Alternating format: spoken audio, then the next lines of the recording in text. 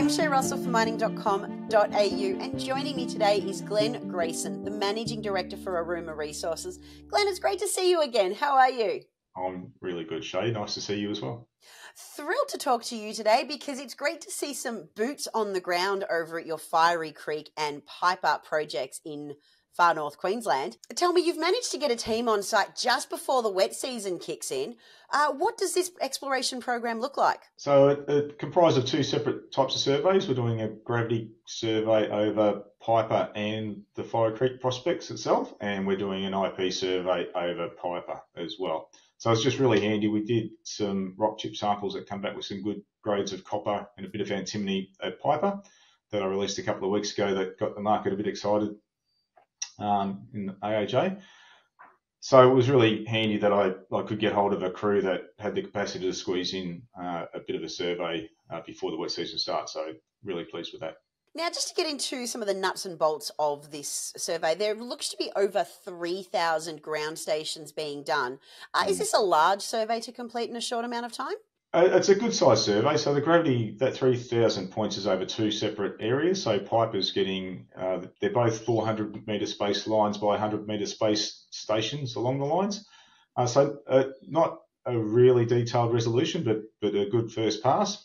And then a smaller survey that's actually infilling Piper, a little bit more detailed than that.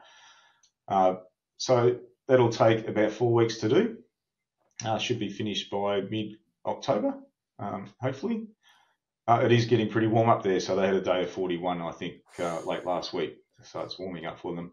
And the IP survey is only over Piper, so that's looking for a conductor, whereas the gravity survey is looking for denser rocks in amongst rocks that you think should not be dense. So the alteration systems around these copper style ore bodies in the Isa belt the alteration systems make the rocks dense. So that's what we're looking for.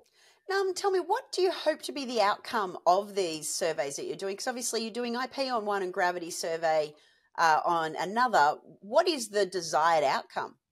So the gravity survey is really to come up with future targets. So there is a fair bit of recent cover in the northern part of the Fiery Creek project itself. So the gravity over there is to hopefully allow us to interpret some structures that could trap copper. But the IP survey itself, if there's a conductor within the Piper project, then that's a walk-up drill target for next year, whereas the gravity is more theoretical targets based on what we interpret out of the data. So am I interpreting this correctly, that this could all be leading towards a maiden drill program at both of these projects next year? That's certainly the plan, yes.